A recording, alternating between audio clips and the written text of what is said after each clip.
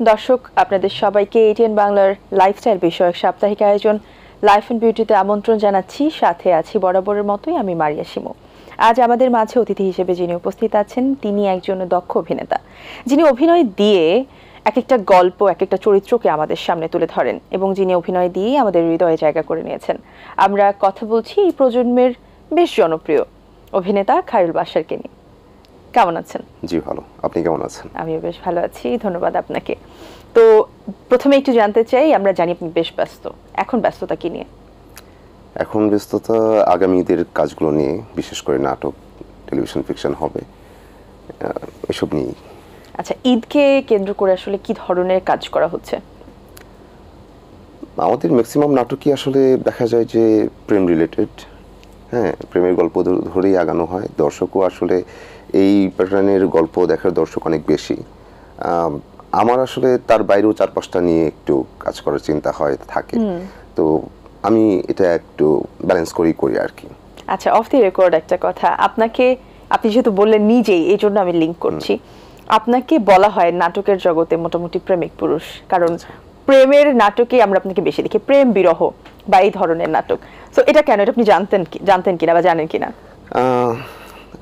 বলে অনেকেই, বা এই প্রশ্নের সম্মুখীন হই মাঝে মাঝে। তো এর বাইরেও তো কাজ হয়, সেই কাজগুলো আপনারা কেন বেশি দেখেন না? সেই কাজগুলো কেন বেশি দেখেন না? কিন্তু আপনারা তো চান সেই কাজগুলো হোক, কিন্তু কাজগুলো আসার পর দেখা যায় যে ওই কাজগুলোর দর্শক সংখ্যা খুব কম। যখন সেটা দর্শক সংখ্যা কম থাকে তখন একজন প্রডিউসার কেন লগ্নি করবেন সেই কাজগুলোর জন্য?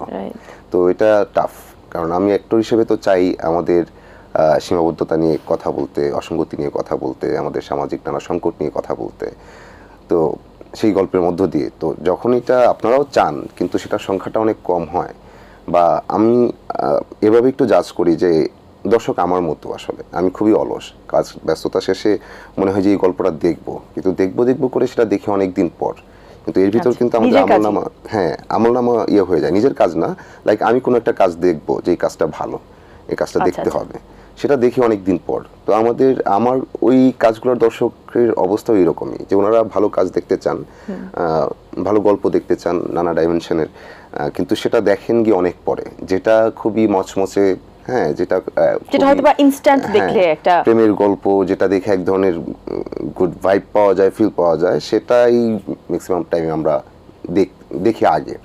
তো এই ঘটে আর কি। সো যেমন আপনিও আসলে অন্যান্য কাজ কম দেখেছেন এবং প্রেমের গল্পই বেশি দেখেছেন। সো না, আমি আপনার আরেকটা কাজ দেখেছি যেখানে আপনি পরিশেষে পাগল হয়ে যান, চাকরি না পেয়ে। শাস্তি, হ্যাঁ, এটা আমার খুবই পছন্দের কাজ।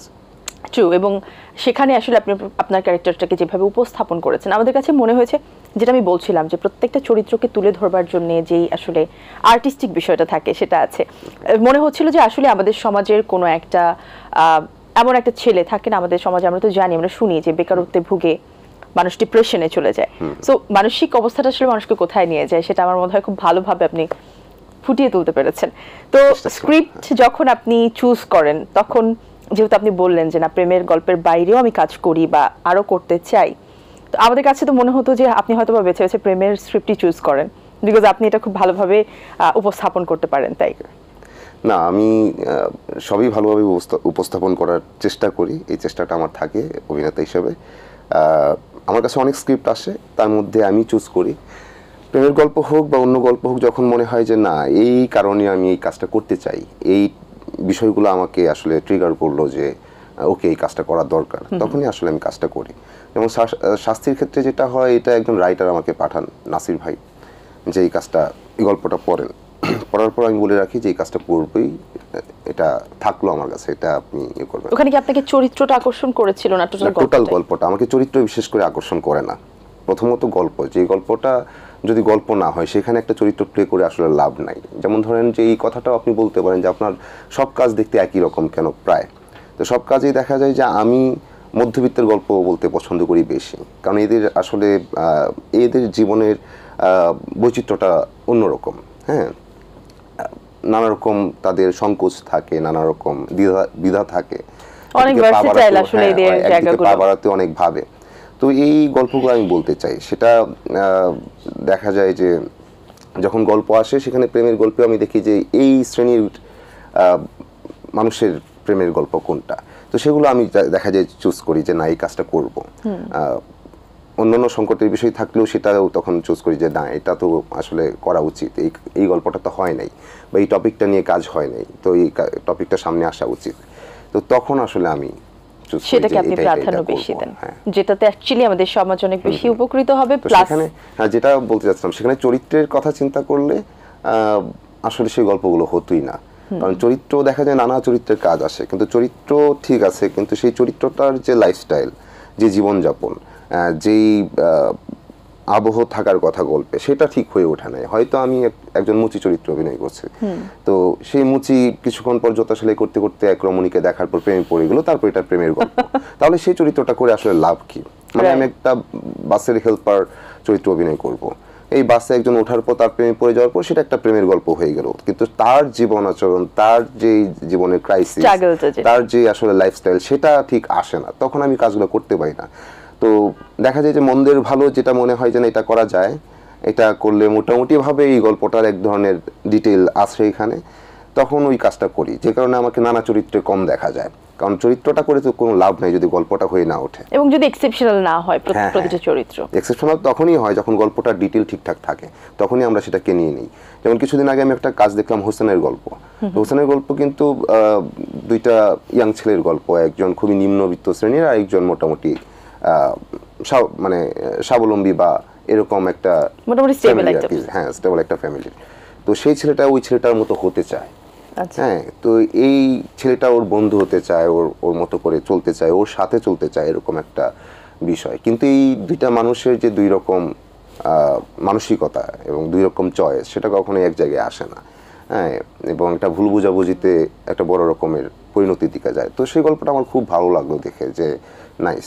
তো ওইটা কেন এক্সেপশনাল আমার কাছে, কারণ এই টপিকটা নিয়ে কাজ কম আমি দেখি নাই, এক, এবং এই বিষয়গুলো কিন্তু আমাদের চোখে দেখে আসা যে এমন ঘটে, আমাদেরও কারোর প্রতি দেখে মনে হয় যে বাহ সে খুব নাইস, আমিও সেরকম হতে চাই। এটা হয় কিন্তু আমাদের এই প্রবণতাটা থাকে। তো সেই প্রবণতা থেকে এটা একটা আলাদা গল্প, যে গল্পটা বলা দরকার ছিল। আমরা আরো অনেক মজার বিষয় নিয়ে কথা বলবো, একটা ছোট্ট বিরতি নিচ্ছি। দর্শক, বেশ মজার এবং আপনাদের অজানা অনেক বিষয় নিয়ে জানবো, আমাদের সাথেই থাকুন। ছোট্ট একটি বিরতির পর ফিরে আসছি।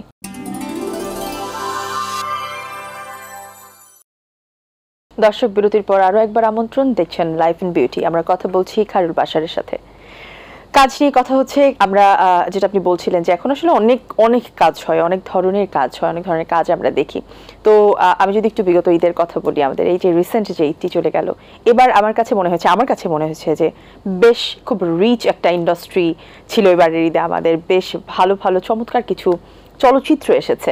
সো এই যে প্রমিনেন্ট যে চলচ্চিত্রগুলো, যেগুলো নিয়ে আসলে অনেক হাইপ এখন, সো এর মধ্যে কোনো চলচ্চিত্র দেখা হয়েছে কিনা?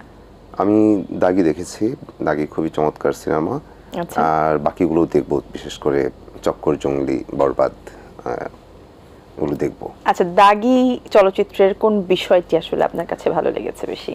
সবচেয়ে বেশি ভালো লেগেছে এই প্রোটাগনিস্ট যিনি আফরানিশো ভাই, উনি দারুণ অভিনয় করেছেন। কিন্তু যে বিষয়টা গল্পের ভালো লেগেছে সেটা হচ্ছে যে আসলেই আমাদের সমাজের অবস্থাটাই এরকমই। একজন দাগি সারা জীবনই দাগি থেকে যায়, মানে দাগ যেন কখনোই মুছবে না। হ্যাঁ, কারো একটা অপরাধ, সেই অপরাধের বিচার হওয়ার পরেও আমাদের চারপাশের মানুষজন তাকে কখনো সেই বিচার থেকে মানে মাফ করে না, স্বস্তিটা দেয় না। আদালত তার বিচার তাকে ক্ষমা করে দিলেও আসলে মানুষ ক্ষমা করে না। মানুষ এটা কখনো ভাবে না সে এই শাস্তি স্বরূপ এতদিন শাস্তি পেয়ে আসছে, সো যেহেতু নিয়ম অনুযায়ী তার শাস্তি মওকুফ হলো, তাহলে এটা নিয়ে আর কথা না হোক, সেটা কিন্তু হয় না। সে পদে পদে আসলে ওই আঘাতই পেতে থাকে। তো একটা মানুষ স্বাভাবিক জীবনযাপন করবে যে একটা, এটাই ভাবলো আমাকে যে একটা আসলে যে দাগি বা যে অপরাধী, সে শাস্তি পেয়ে আসার পরে যে স্বাভাবিক জীবনযাপন করবে, সেই সুযোগটা তার আর কখনোই থাকে না।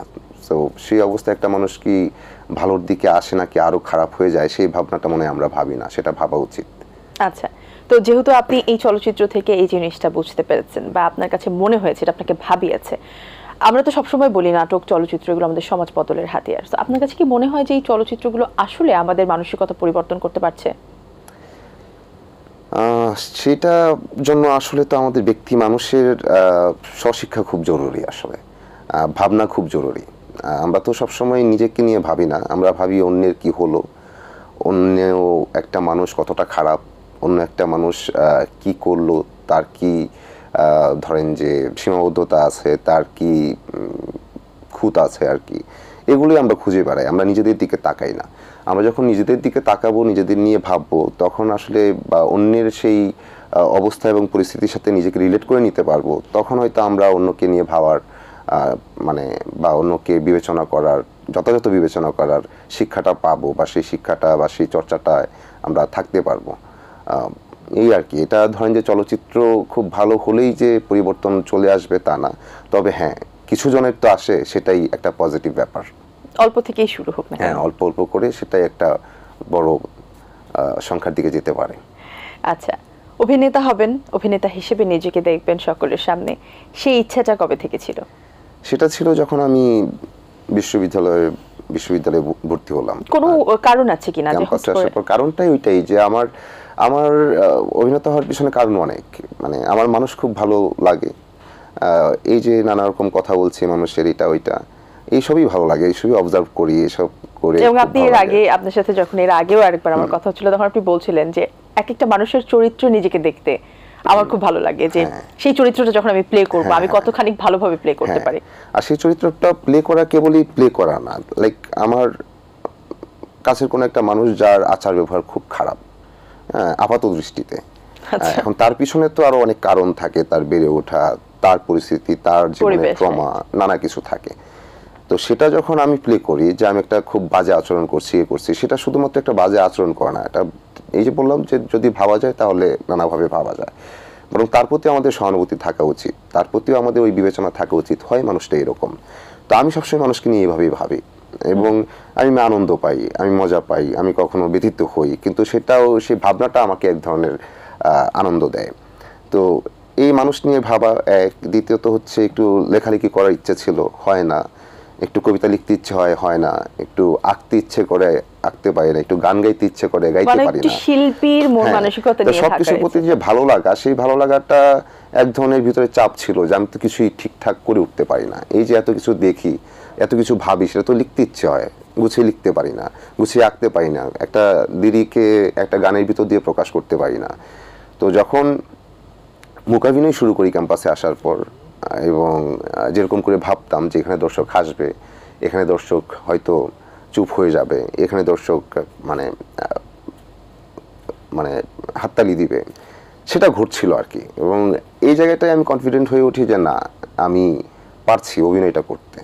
তো তখন ধীরে ধীরে, এবং এখানে সারা দিন রাত খেটেও আমার তেমন পরিশ্রম কাজ করে না, এক ধরনের চ্যালেঞ্জ কাজ করে, একটা গেমের ভিতর থাকে, হ্যাঁ একটা থ্রিলের ভিতর দিয়ে আমার কাটছে আর কি। তখন মনে হলো যে এই যে নানা কিছু বলতে চাই, সেটা বলতে পারি না নানাভাবে, সেটার যেই মানে এক ধরনের বিদগ্ধতা, কষ্টবোধ, সেটা কেটে গেল এসে অভিনয়। আসলে তখন মনে হলো যে এখানেই আমি স্থায়ী হতে চাই, এটাই আমার কাজ, এতদিন আমি আমার পথ পেলাম। এবং তারপর আপনার কাছে মনে হলো যে এই একটা কাজ আপনি ফাইনালি পরিপূর্ণভাবে করতে পারছেন। পারছি, চেষ্টা করছি, এবং চেষ্টা করে ভালো লাগছে, চ্যালেঞ্জ নিতে ভালো লাগছে। আচ্ছা, মঞ্চ অভিনয়টা আমি জানি না, আমার কাছে মনে হয় খুব বেশ কঠিন একটা বিষয় টেলিভিশনে বা ওটিটিতে কাজ করার থেকে। তারপরও আপনার কাছে জানতে চাই যে কোন মাধ্যমটা আসলে আপনার কাছে সহজ মনে হয় বা অপেক্ষাকৃত সহজ মনে হয়? সহজ বলে কিছু নাই, আসলে সহজ বলে কিছু নাই। একটা মানুষ যখন একটা কাজে খুব পারদর্শী হয়ে যায়, দেখে মনে হয় যে কি অবলীলায় সেটা বানায় ফেলতেছে, হ্যাঁ একটা এত সহজ, কিন্তু নিজে করতে গেলে বোঝে যে এত সহজ না আসলে কিছুই। কারণ অনেক কিছুই তো সহজ মনে হতো, কিন্তু চেষ্টা করতে গিয়ে দেখি যে না, এটা অনেক কঠিন, তার পিছনে অনেক চর্চার বিষয় আছে, অনেক ভাবনার বিষয় আছে। এরকম স্টেজ পারফরমেন্স টাফ, আবার যখন আমরা পর্দার সামনে অভিনয় করছি সেটা সেইভাবে টাফ। এখন ওটিটির কাজ, টেলিভিশনের কাজ, সিনেমার কাজ, সেটা আমি বলবো যে প্রত্যেকটা এক একটা ফর্ম। স্টেজ পারফরমেন্স যেরকম আমরা একদমই আলাদা করে বাকিটা শুধু পর্দাই বলি, পর্দারও আসলে এক একটা আমার কাছে মনে হয় যে আলাদা ফর্ম। কারণ এখানে যখন 40 মিনিটের একটা কাজ করি, সেই গল্পের যে গতি থাকে, সেই গল্পের যে ধরনের নির্মাণ কৌশল থাকে, যখন আমরা একটা সিরিজ করতে যাচ্ছি ওটিটির জন্য বা একটা ফিল্ম করতে যাচ্ছি, সেটার প্রসেস সেম না। হ্যাঁ, সেটার দেখার সেটা উপস্থাপনের, সেটার টাইমিং, সেটার মোশন আসলে আলাদা। সেই অনুযায়ী সেই চরিত্রগুলোকে কিভাবে প্লে করব, কতটুকু টাইম ইউজ করব, সেটা একটা ভাবনার বিষয়, এবং এটা প্রত্যেকটা আলাদা করেই ভাবতে হয় আসলে। কারণ খুব স্বাভাবিকভাবেই আমি আমার যখন আমি ভাবি, তখন আমি ভাবি যে আমার ওটিটির কাজগুলো একরকম, নাটকের কাজগুলো একরকম হচ্ছে, বা যখন আমি কিছু ফিল্ম করার অভিজ্ঞতা যেহেতু আছে, তো সেগুলোর কাজ একরকম হয়। তো তখন সেটা হচ্ছে এই টোটাল পরিবেশ মিলিয়ে টোটাল ধরেন যে এক একটার আসলে আলাদা ফরম্যাট যে আছে সেটা আমার বুঝতে পারা আর কি, যেটা টোটালটা মিলিয়ে এটার ফরম্যাটটাই এরকম দাঁড়িয়ে গেছে। তারপর ওটিটিটা এই, ফিল্মেরটা এই। তো ফিল্ম এবং ওটিটির যেই ইয়েটা থাকে, ধরেন যারা করছেন ওনারা অবশ্যই খুব ভালো ডিরেক্টর, ওনারা সেই গল্পটাকে খুব ভালোভাবে করার এবং এটা ডিটেলটাকে ঠিকঠাক রাখার, যথাযথ উপস্থাপন করার জন্য সময়টা পাচ্ছেন, ডিটেল একটা স্ক্রিপ্ট পাচ্ছেন বা সেটা করে নিচ্ছেন। সো এটা একরকম ভালোর দিকে যায়। মানে আপনার নাটকে একটা তাড়াহুড়া থাকে, একটা সময় সীমাবদ্ধতা আছে, তো আবার 40 মিনিটের কাজ বা 1 ঘন্টার কাজ। আমরা অনেকের কাছে এটাও শুনেছি যে ওটিটির কাজগুলোতে অনেক বেশি সময় নিয়ে, যত্ন নিয়ে, মানে মোর ইনভেস্টমেন্ট নিয়ে আসলে কাজগুলো করা হয়, যে কারণে তারা এনজয় করে। সো আপনার ক্ষেত্রেও সেটা কাজ করে কিনা? হ্যাঁ, আমার ক্ষেত্রেও তাই। সেটার চাইতে বড় কথা যে প্রস্তুতির একটা সময় থাকে। আমরা আগে বসতে পারি, আমরা আমাদের কাজগুলো হয়, লুকটা সেট করে নিতে পারি, আমাদের কস্টিউম কি হবে সেটা যথাযথ করার সময় পাই, আমাদের ওই স্ক্রিপ্টটা পড়া হয়, রিহার্সাল করা হয়, হ্যাঁ, বা অন্তত ডিরেক্টরের সাথে সেই বোঝাপড়াটা হয় যে আমরা চরিত্রটাকে কিভাবে দেখতে চাচ্ছি, এই চরিত্রটা কি করবে, এই চরিত্রটা কিভাবে আলাদা হয়ে উঠবে, ওর আসলে চলন কীরকম, বলন কীরকম। হ্যাঁ, তো ওই সুযোগটা নাটকের ক্ষেত্রে থাকে না, ওটিটির ক্ষেত্রে থাকে, ফিল্মের ক্ষেত্রে থাকে। সো অবশ্যই সেটা এনজয় করি। আবার নাটকের ক্ষেত্রে যেটা হয় যে এটাও এনজয় করি, এটাও এক ধরনের সামটাইমস মনে হয় যে বিশাল কর্ম আর কি। যে একটা স্ক্রিপ্ট পড়ছি, ভাবছি হ্যাঁ স্ক্রিপ্টটা অনেক আগে পেলে সুবিধা হয়, তারপরেও যে একটা চ্যালেঞ্জ নেওয়া, যে গল্পটাকে যথাযথ করতে হবে, সেই চেষ্টাটা থাকে সবারই। তো চেষ্টার জায়গায় আমার কাছে মনে হয় না যে কারো চেষ্টা খুব কম, সবার চেষ্টা থাকে, এবং সেটা সময়, পরিবেশ, পরিস্থিতি অনুযায়ী এক একটা চেহারা এক একটা হয়ে দাঁড়ায় আর কি। আচ্ছা, ব্যক্তি জীবন নিয়ে আমরা আসবো, কথা বলবো। আমরা স্ক্রিনে আপনাকে অনেক ধরনের রোল প্লে করতে দেখি, অনেক। আমার মনে হয় যে মোটামুটি সব ধরনের রোল আপনি প্লে করে গেছেন। আমাদের সমাজে যে ব্যক্তিত্ব থাকে, ব্যক্তি জীবন আসলে খায়রুল বাশার কেমন, আপনার কাছ থেকেই জানতে চাই। যেরকম অনেক রকম আর কি, বিচিত্র না, অনেক রকম হতে পারে, একটা নিজস্বতা তো মানুষের থাকে। আমি তো আপনাদের সামনে এক ধরনের প্লে করি যে আমি খুবই ঠান্ডা মানুষ, রাইট? আমি একটু সেটাই জানতে চাচ্ছি, বিহাইন্ড দ্য সিন অ্যাকচুয়ালি কি? ঠান্ডা মানুষ আমি খুবই, হ্যাঁ আমি ঠান্ডা, তা ঠিক আছে, কিন্তু আমি অনেক চঞ্চল, আমি ভীষণ বাজে রকমেরও, আমি ভীষণ ভালো রকমেরও, হ্যাঁ, এবং সবকিছুকে আমি গ্রহণ করেই আমি, হ্যাঁ। তো এটা নানা স্টেজে নানা রকম আর কি। আচ্ছা, কখনো কি কোনো একটা চরিত্র প্লে করার পর মনে হয়েছে যে এই চরিত্রটাকে যদি আমি আমার জীবনে অ্যাডাপ্ট করতে পারতাম? না, এরকম মনে হয় না। আমি চাই আমি আমার মতোই থাকি। Mixture of everything. হ্যাঁ, আমি চাই আমি আমার মতোই থাকি। আর বিভিন্ন চরিত্রগুলো যখন প্লে করি তখন আমার দেখে আসা নানা বিষয়কে রিলেট করার ট্রাই করি। সামটাইমস কিছু স্ক্রিপ্ট আসে যেটা আমার জানার বাহিরে আসলে, বা এরকম কিছু দেখে আসে নাই। হ্যাঁ, তো তখন আসলে তখন বা এমনি তো আমি যে কাজটা করি আর কি, স্ক্রিপ্ট পাওয়ার পর আমি ওই বিষয়গুলোকে আগে বিশ্লেষণ করার ট্রাই করি যে আসলে এই গল্পটা বলছে কি, এই গল্পের বক্তব্য কি, তখন সেটা ট্রাই করি উপস্থাপন করতে বা প্রকাশ করতে, যেন আমার বক্তব্যটা ঠিকঠাক থাকে, যেটা বলতে চাচ্ছে এই গল্পটা, সেই বলাটা যেন আমি যথাযথ বলি। এটাই আমার কাছে বড় চ্যালেঞ্জ মনে হয়। আর তখন এক একটা গল্পের কারণেই এক একটা চরিত্র বা এক একটা বিষয় আলাদা হয়ে যায়। আচ্ছা, কখনো কি কোনো নাটকে অথবা কোনো সিনেমাতে অথবা ওটিটিতে কাজ করা হয়েছে এমন একটা চরিত্রে যেটা আপনার জন্য বেশ চ্যালেঞ্জিং ছিল, বা যেটাকে আসলে অ্যাডপ্ট করতে আপনার অনেক সময় লেগেছে? এরকম ছিল দুইটা চরিত্রের ক্ষেত্রে বলবো, যেটাতে যে দুইটা কাজের যেমন পুনর্জন্মে আমার আমার উপস্থিতি খুব কম, আমার হয়তো 4টা সিন বা 6টা সিন, বাট ওর ব্যাকগ্রাউন্ড অনেক লং।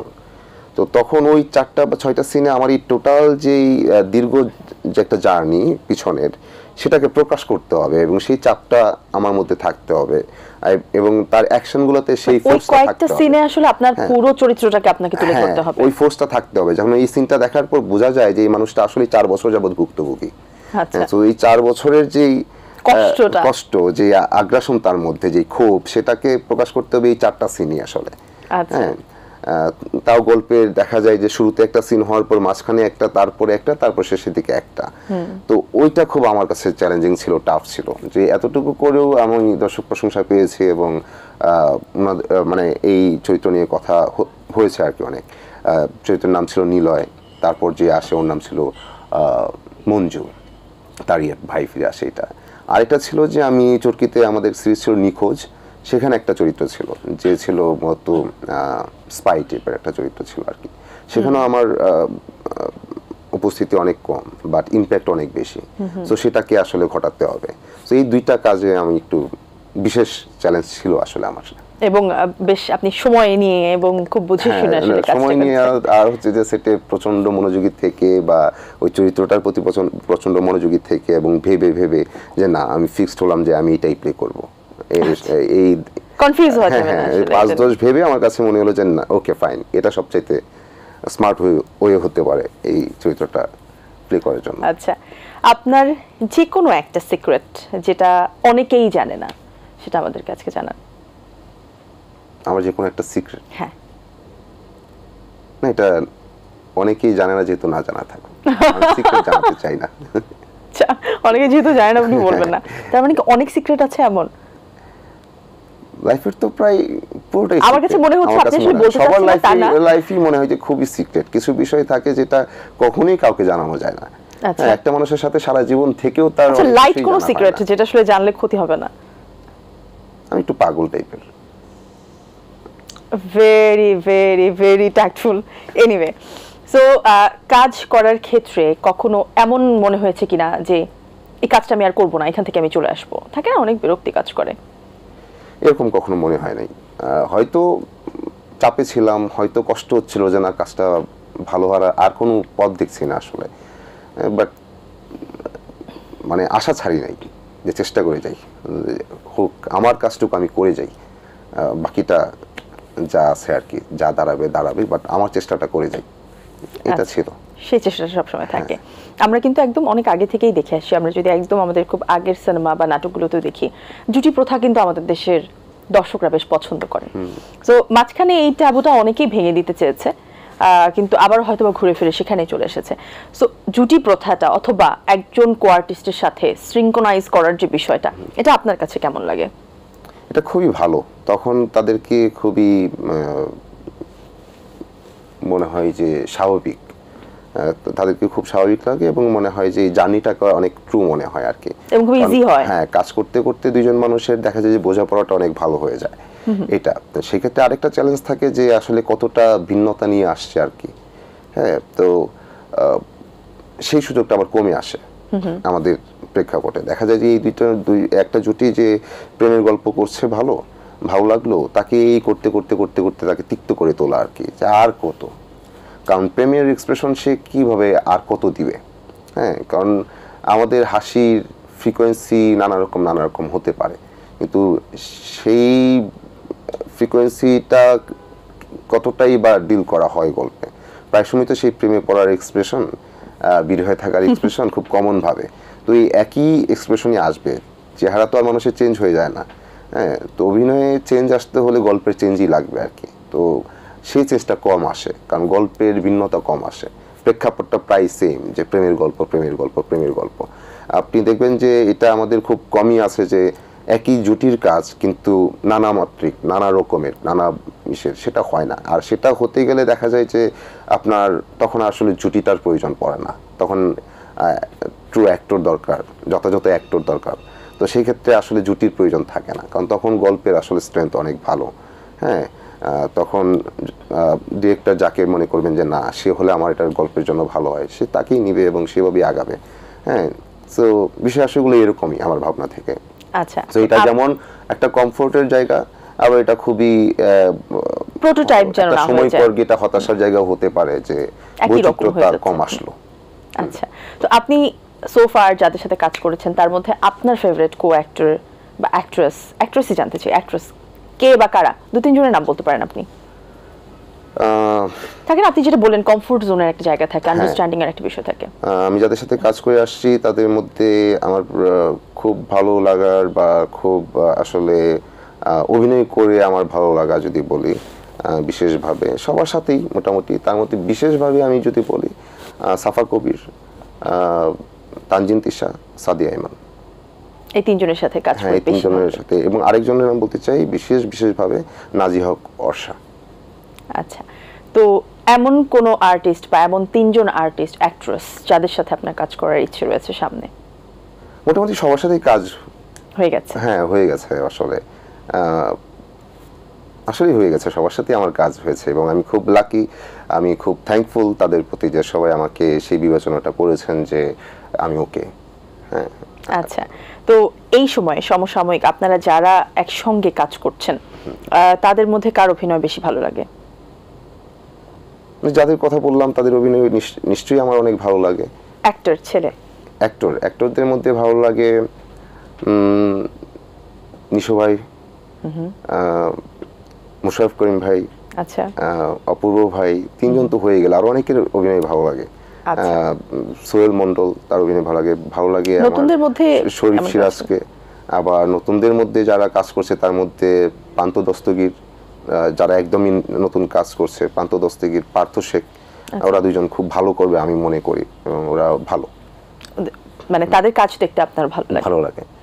আচ্ছা, সামনে কখনো আমরা দেখেছি অনেক অভিনেতারা এই অভিনয় করে একটা সময় গিয়ে তারা পরিচালক অথবা প্রযোজক হয়ে যান, আপনার তেমন কোনো ইচ্ছা আছে কিনা? যেহেতু লেখালেখির একটা বিষয় আপনার মধ্যে ছিল। আমার আসলে পরিচালক হওয়ার এক ধরনের প্রবণতা আছে আর কি, বা একটা সময় পর আসলে আমার চিন্তা আছে, আমার এমনিতে দুইটা গল্প মাথায় সবসময় ঘুরে আর কি, যে দুইটা গল্প আমি বানাতে চাই একটা সময়। এই গল্পগুলো আমার ওই ক্যাম্পাসে থাকাকালীন সময় থেকে মাথায় ঘুরে, বাট এগুলো আমি বানাবো, আজকে বললাম, এই পর্যন্ত বলা হয় নাই কারণ এই প্রশ্ন আসে নাই। তো সেটা যদি বেঁচে থাকি একটা ভালো বয়স পর বানাবো আর কি। আচ্ছা, সেখানে কি নায়ক আপনি থাকবেন নাকি? না, আমি থাকবো না, আপনি জাস্ট শুধু আমি এটা নির্মাণের দিকটাই দেখবো আর কি। আমরা আশায় থাকলাম, আমরা দেখবো ক্যাম্পাস থেকে যেহেতু আপনারা অবশ্যই, এবং সামর্থ্য হয়, সুযোগ হয়, অবশ্যই অনেক শুভকামনা আপনার জন্য, আমরা চাই আসুক আমাদের সামনে। আমরা অনুষ্ঠানের শেষ পর্যায়ে চলে এসেছি, দর্শকদের কিছু বলার থাকলে? দর্শকদের প্রতি আমার বরাবরই কৃতজ্ঞতা প্রকাশ করা হয় এবং এখনো করছি, এবং আপনাদের প্রতি প্রচন্ড ভালোবাসা আমার। আপনারা আমার কাজগুলো দেখেন সবসময় এবং আমাকে প্রচন্ড অনুপ্রাণিত করেন, আপনারা অনেক পজিটিভ কমেন্ট করেন, আমার জন্য দোয়া করেন, আমার জন্য আপনাদের আশীর্বাদ জানান, সেটা আমার জন্য অনেক বড় প্রাপ্তি এবং সেটার জন্য নিজেকে অনেক বেশি ঐশ্বর্যবান মনে হয়। আমার মনে হয় এটুকুই আমার আছে আসলে। তো এভাবেই পাশে থাকবেন, দোয়া রাখবেন এবং দোয়া রাখবেন যেন আমি ভালো ভালো কাজের সাথে সম্পৃক্ত হতে পারি। Thank you. অবশ্যই আপনার জন্য সবার অনেক ভালোবাসা, আপনার দর্শকেরা আমার মনে হয় আমাদের থেকে বেটার আপনিই ফিল করেন যে আসলে দর্শক আপনাকে কতখানি ভালোবাসে, আপনার কাজ কতখানি ভালোবাসে। এবং যেহেতু আমি বেশ ইন্টারেস্টেড হয়ে গেলাম এখন যে আপনি হয়তোবা খুব শীঘ্রই পরিচালনাতেও আসবেন, অনেক বছর পর যদি বেঁচে থাকি, আরেকটু নিজেকে থাকি। অবশ্যই অনেক শুভকামনা আপনার জন্য। এটিএন বাংলার পক্ষ থেকে, লাইফ এন্ড বিউটির পুরো টিমের পক্ষ থেকে আপনি ভালো ভালো কাজ আমাদেরকে উপহার দিয়ে যাবেন সেই কামনায়। Thank you. দর্শক, আজ এখানে শেষ করছি, দেখা হবে আগামী পর্বে নতুন অতিথির সাথে।